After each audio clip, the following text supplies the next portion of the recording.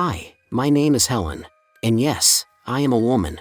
Welcome to my podcast, a podcast with scary stories I have written. But I have chosen to record it with an AI voice, and if you ever heard mine, you know why. Are you ready? I hope you locked your doors, checked under your bed, and turned the lights off. Because now it's time for frightful fiction. Do you dare to listen?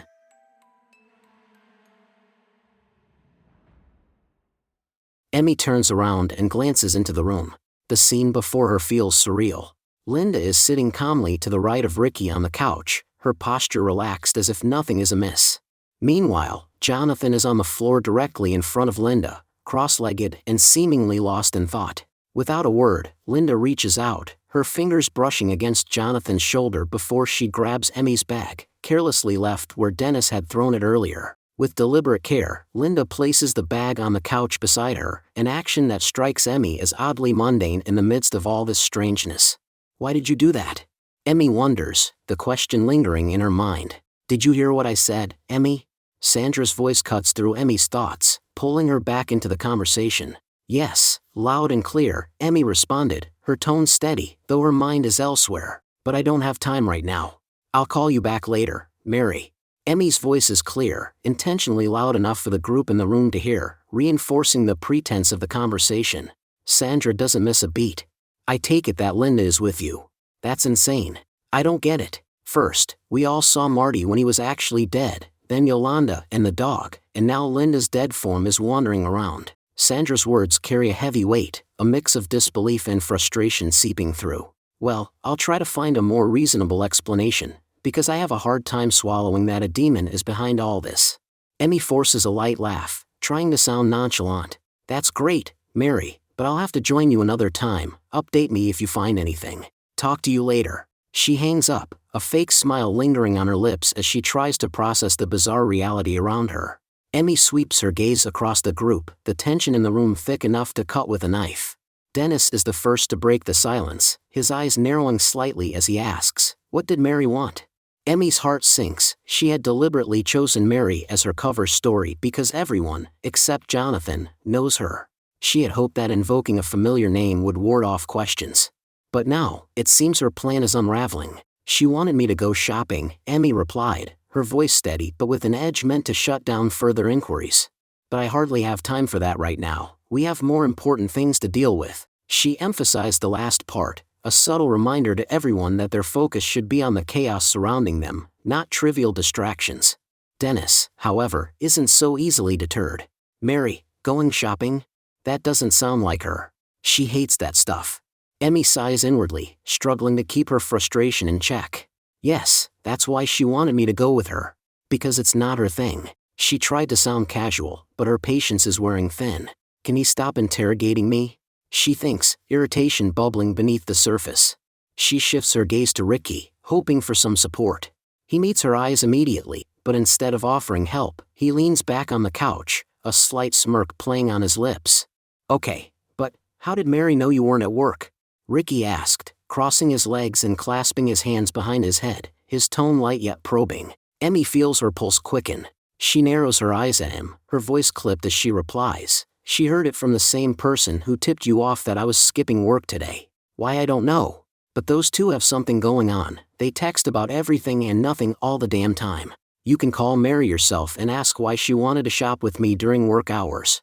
Because I have no idea. I only know what she said to me. Her glare intensifies as she finishes, hoping that would be enough to silence him. That's enough, she thinks. Ricky raises his hands in mock surrender, a smile tugging at the corners of his mouth as he bites his lower lip. Okay, you don't need to get so mad at me. Do we have to argue like an old married couple? Emmy shakes her head, exasperation bubbling beneath the surface. She doesn't have the energy for Ricky's smug attitude right now. There are more pressing matters at hand. Her eyes shift to Jonathan, using him as a vantage point to keep tabs on Linda, or rather, the demon that has taken Linda's form, without making it obvious. From the corner of her eye, she watches as Linda's hand slips into her bag. What the hell? Emmy thinks, alarm bells ringing in her mind. Without a second thought, she strides across the room and snatches the bag from Linda's grasp. The abruptness of her action draws everyone's attention, their eyes burning into her, demanding an explanation. Emmy's pulse quickens as she realizes she needs to justify her almost aggressive move. "Sorry if I startled you," Emmy said, her voice steady but firm. She takes a breath, trying to project calm. "It's just, this is my bag, and Jonathan's knife is in here. I didn't want you to accidentally hurt yourself."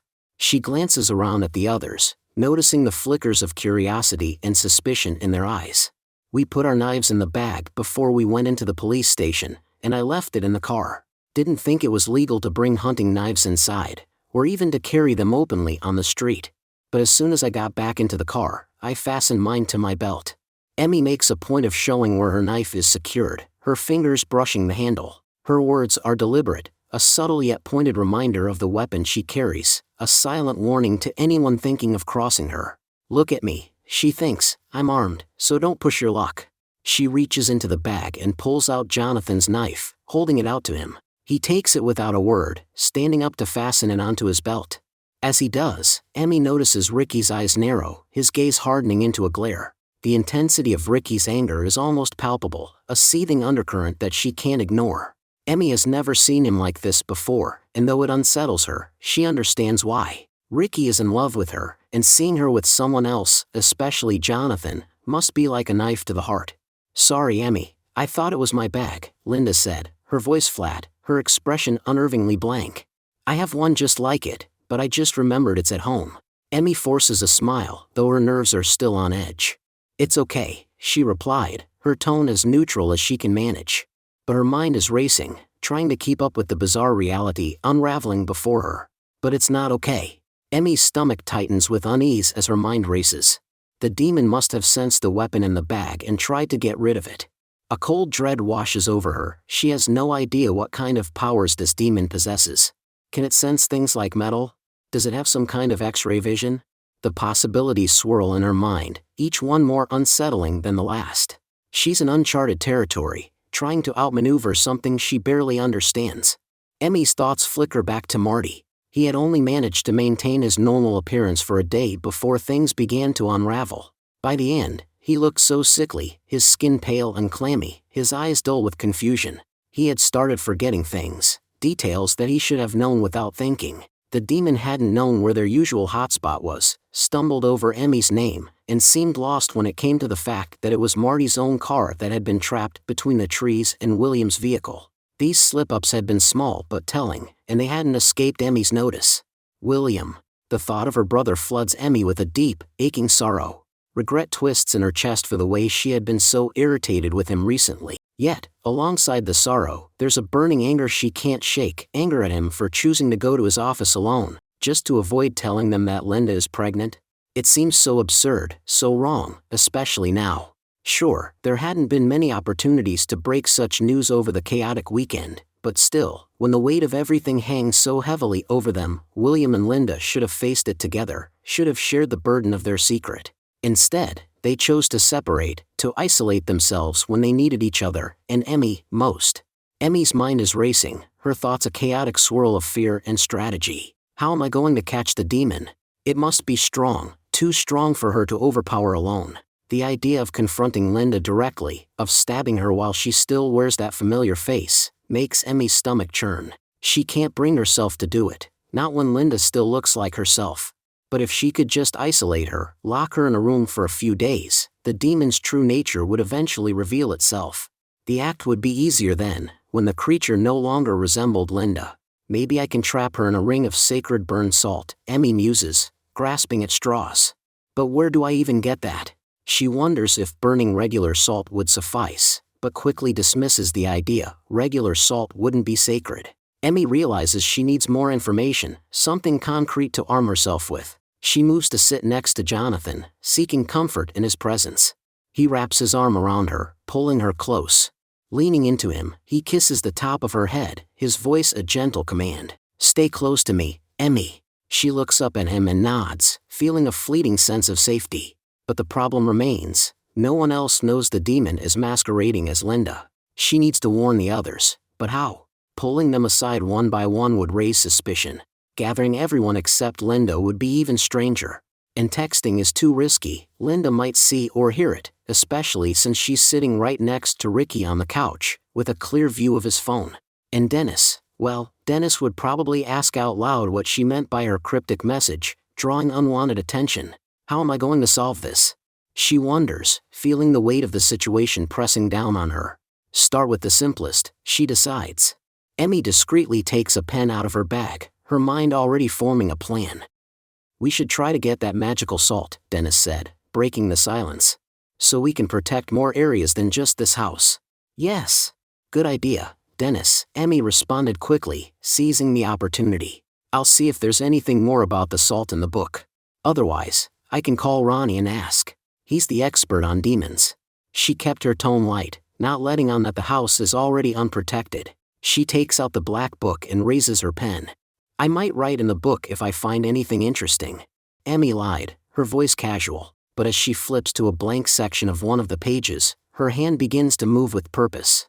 She writes, Linda equals demon. Need new salt. No protection. Play dumb. We need to talk. She nudges Jonathan gently, and he glances down at the book, his eyes widening slightly as he reads her message. Emmy stands up, needing to create a plausible excuse to get Jonathan away from the group. I need to pee, and I think none of us should be alone from now on, she said, locking eyes with Jonathan. He immediately catches on, rising to his feet beside her. Together, they move toward the door, Emmy's heart pounding as she steels herself for what comes next.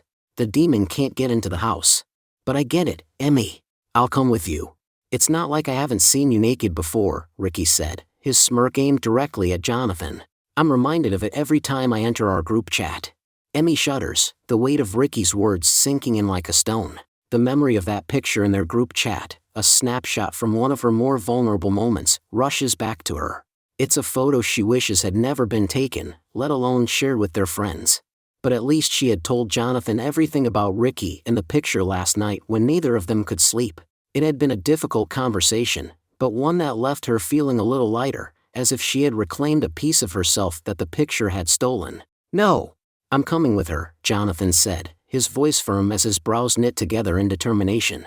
Without waiting for a response, he strides toward the bathroom, not giving Ricky the chance to argue. Emmy quickly follows, her pulse quickening. As they pass Dennis, he looks at Ricky, puzzled. Why are you reminded of you two being together in your group chat? He asked, suspicion lacing his tone. People go on about it.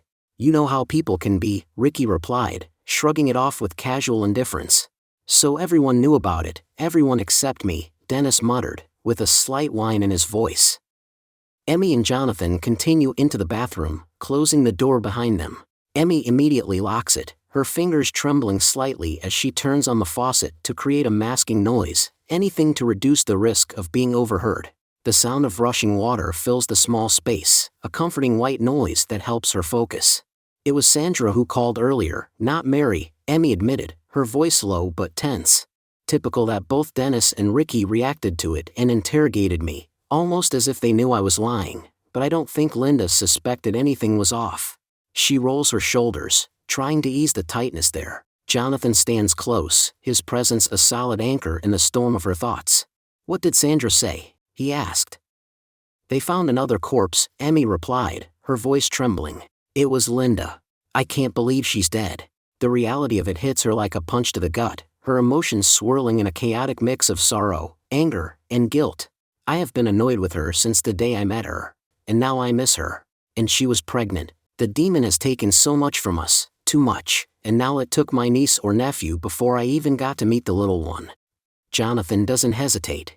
He steps forward and wraps his arms around her, pulling her into a tight embrace.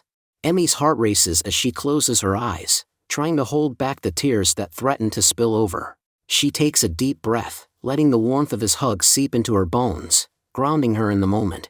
Despite everything, she feels a small flicker of strength returning, fueled by the anger that now mingles with her sorrow. This isn't over yet. You wrote that there's no protection. Is that why the demon can be in the house?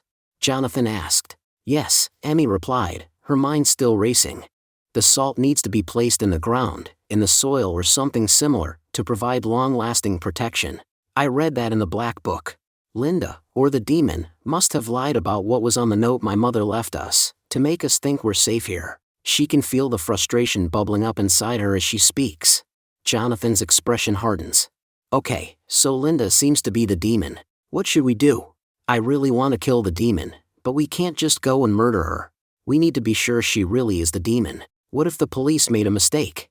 That sort of thing must have happened before, jumping to conclusions. His voice was laced with both urgency and caution, his eyes searching hers for answers. Emmy considers his words. The best thing would be to restrain her and get more salt and pour it on her. If she is the demon, she'll panic. She tried to keep her voice steady, but the thought of what they might have to do makes her stomach twist. Okay, but how do we get it? Should we burn regular salt and pretend it's the real deal, just to see how she reacts? Jonathan suggested, his shoulders lifting in a helpless shrug. No, Emmy said, shaking her head. I think the demon can sense if it's real or not. The idea of relying on something fake makes her uneasy. This isn't the time for half measures. Yeah, true, Jonathan murmured, his hand reaching out to gently pat her cheek. She leans into his touch. When she looks up at him, there's a determination in her eyes. We need to get Ronnie here, she said, nodding as if to reinforce her own decision. He definitely has a lot of that salt. Before she can say anything more, Jonathan suddenly leans in and kisses her. It's unexpected, and for a brief, blissful moment, all the fear and tension around them fades away. Emmy's heart races, her thoughts scattering as she melts into the kiss, allowing herself to forget the nightmare they're living in, if only for a second. When Jonathan pulls back, there's a flicker of uncertainty in his eyes. Sorry, I had to. I've wanted to do that since I got here after the police, but it felt like it wasn't okay out there, where Ricky is. And maybe it wasn't okay here either. I've never been in a situation like this, so I don't know what's okay or not. He presses his lips together and lowers his gaze, as if unsure of what comes next. Emmy can feel her heart pounding in her chest, but there's no anger or regret, only a deep, complicated mix of emotions she can't quite name. She takes a breath, steadying herself, and reaches out to lift Jonathan's chin so that he meets her gaze again. Whatever happens next, they're in this together. Emmy looks at him, feeling an incredible pull toward him, and in response, she kisses him. You can kiss me wherever you want. We are a couple, as you said earlier. Emmy said, smiling. Yes, we are. And now we have a plan, get Ronnie with the salt. Restrain Linda. We need a code word, and when one of us says it, we catch Linda together. The demon is probably strong, but if we do it when it's not prepared, maybe we have a chance. What should our code word be? Jonathan asked. Pineapple pie, Emmy said firmly. Jonathan looks at her. Yes, it's a word you wouldn't accidentally say on your own, she explained. Jonathan smiles and gives a thumbs up. He starts walking toward the door, but Emmy grabs him. By the way, how are you doing? There's so much loss around us, so much sorrow. We both have lost people we love, and my soul feels shattered. So how are you doing? Emmy said, tears welling in her eyes. Me too, but you make all this manageable. As long as we come out of this okay, I'll heal, Jonathan said, smiling crookedly. And Emmy smiles back. They return to the room and settle back onto the floor. Emmy scans the room quickly, her eyes landing on Ricky. Her heart skips a beat when she sees the black book in his lap. Panic bubbles up inside her. Ronnie's phone number is in that book, along with her hastily scribbled notes. If Ricky reads them aloud, Linda could hear everything. The thought sends a cold shiver down her spine. Even if Ricky has enough sense not to bring it up, there's still a chance Linda could glance over and see the notes from where she's sitting. Emmy knows she needs to get the book back before it's too late. Every moment she waits feels like a risk she can't afford to take. Ricky, can I have the book? Emmy asked. What do I get for it? What's the book worth to you? And why did it take so damn long in the bathroom? What were you two actually doing? Ricky asked. He smirks. It's so typical of Ricky to tease. But right now, it's not funny. No one seems to think so except Ricky. Dennis, who now sits next to Ricky on the couch, grabs the book and hands it to Emmy. Ricky, this isn't the time. Stop being an idiot, Dennis said, rolling his eyes. Ricky throws up his hands in a defeated gesture. I am going to call Ronnie. He has defeated the demon before. He can help us do it again, Emmy said, opening the book. She dials his number. Do that, and we need to get some food. Should two of us go get pizza? Dennis asked, rubbing his lips together. Linda jolts as if she has woken up from a near comatose state. I can come with you. I want to stop by my apartment to get my folic acid pills. You need to take those when you're pregnant, for the baby's sake, Linda said with a tired gaze still fixed on the void. Emmy nudges Jonathan, catching his eye with a quick, urgent glance. I'm coming too. It's best if we're several when we leave the house's protection, Jonathan said. Okay, the three of us will go. And you two stay here, Dennis said, nodding at Emmy and Ricky. Jonathan and Emmy stand up. He picks up his phone and fiddles with it, but he quickly puts it back in his pocket and looks at her. Call Ronnie. We'll see you soon. He kisses her forehead. Emmy takes out her phone and is about to call Ronnie, but she sees a text from Jonathan. It reads, "Pineapple pie later. I'll follow Linda in the hallway when we get back. You and I will catch her. Be ready. We'll pour salt on her as soon as Ronnie arrives." Emmy smiles. It's a good plan. She waves at her little brother, the demon, and Jonathan as they head toward the hallway. Emmy calls Ronnie, who answers after a few rings. "Who are you and what do you want?" he said. "Hi Ronnie, it's Emmy. We were at your place earlier. We talked about the shapeshifter, the demon. You know, and it's after us now, remember?" Emmy said questioningly, as if she needs to fill the silence. "Yes, of course I remember," Ronnie replied. "How do you get holy burnt salt? Is it easy?" Emmy asked. "Easy? No, quite the opposite. It's a bit tricky. There's a small shop near the capital that orders it on request. They get it from Germany, which in turn gets it from Chile. It takes a hell of a long time to get," Ronnie explained. "I'm just guessing now, but I think you have a lot of that salt in stock. Can I buy some from you today? And you can order more later? We're in a bit of a crisis, and I think you're the only one who can save us." Emmy tried to sound as defenseless as possible. "Yeah, it's probably best if you get some salt from me. Just keep in mind that it needs a few days to become effective," Ronnie said. "What? My mom was planning to capture the demon by throwing the salt to trap it. Didn't she know that the salt needs time to work?" Emmy asked. "Well, here's the deal. The salt I buy comes as burned salt. The holy part of it is holy water. It's blessed by a priest. I mix the salt with the water, and it's only after about a day or two that the salt becomes holy. The salt your mom got was already mixed. That's probably why the demon didn't let itself be tricked. I suspect it can sense the salt, especially before it's put in the ground. But that doesn't apply to deactivated salt, which has been above ground for too long, as it has no effect on the demon. That's why I only mix as much as I need," Ronnie explained. "Did you know my mom was trying to lure the demon in?" Emmy asked. "Yes, or rather, she mentioned it as one of the options for dealing with the demon. When I reviewed the investigation report, I realized that the demon couldn't be easily deceived. I didn't fully understand how acute its senses were at the time, otherwise, I would have warned her," Ronnie explained. "Damn. I needed effective salt today, but I'll have to settle for salt that works tomorrow or the day after that. Do you think you can come here and deliver it?" Emmy asked. "Of course, I'll head out right away after I mix the salt," Ronnie said. "Thanks, Ronnie. See you soon. Goodbye." Emmy hangs up. She sits down on the couch.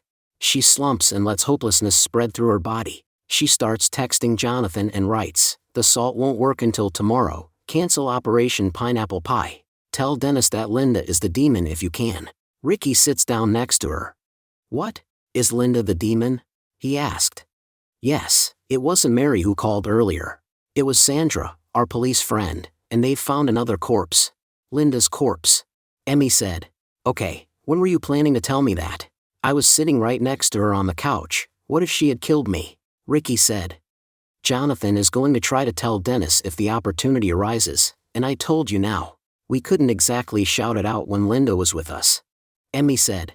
"So Jonathan knew about it before me. And no, you didn't tell me. I read it on your phone," Ricky said, staring at her. "But I was going to tell you, but you managed to read it first. Either way, you know now," Emmy said irritably.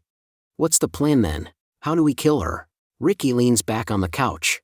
He's sitting very close to Emmy, but she doesn't have the energy to move away. "We were planning to catch her in the hallway and pour that holy salt on her. But we don't have any activated salt yet. As you might have figured out, the protection in the house is gone. You need to renew it regularly, and we haven't done that," Emmy said. "We can just kill her as soon as she comes back, then it will be over, and then we can put this behind us. And just so you know, I'm willing to forgive you for Jonathan." Ricky leans even closer, as if he's about to kiss her. Emmy pushes him away and stands up from the couch. "What the hell are you doing, Ricky?" Emmy backs away from the couch. "But Emmy, please. I've never felt this way about anyone before.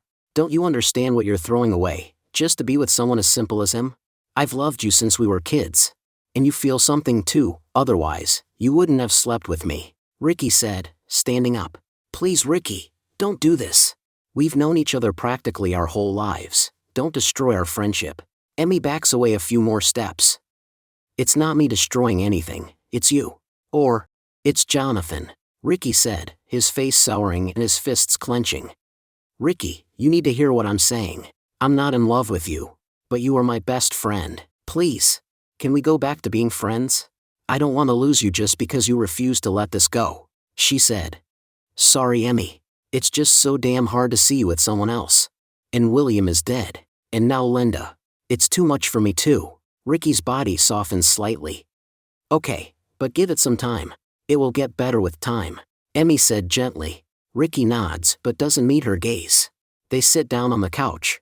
After a while, Linda, Dennis, and Jonathan come in with several pizza boxes. Emmy rushes to the hallway. Jonathan, did you get my text?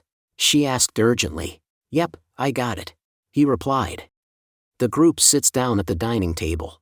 Dennis almost throws the pizza boxes onto the table. He storms over to his seat and sits down with his arms crossed.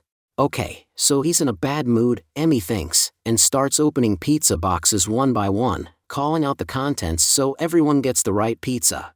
Emmy opens a vegetarian pizza. And who's supposed to have it? She joked.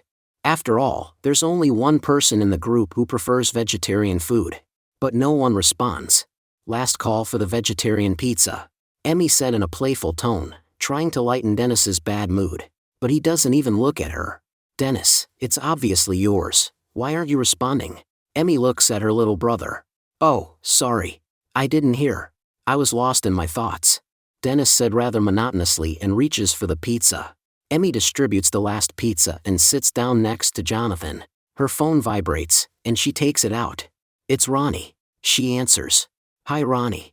Put him on speaker. We want to hear too, Dennis said.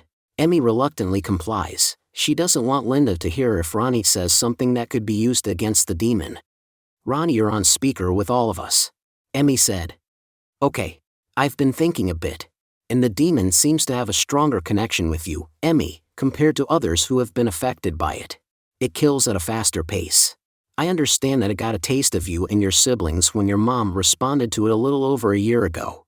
It's probably been waiting for one of you to come to the forest where it lives or whatever you want to call it. There, it lies in wait for its victims. It seems it can't leave the forest until a victim responds to its call. And that's where it flees when the connection between it and its victim is broken.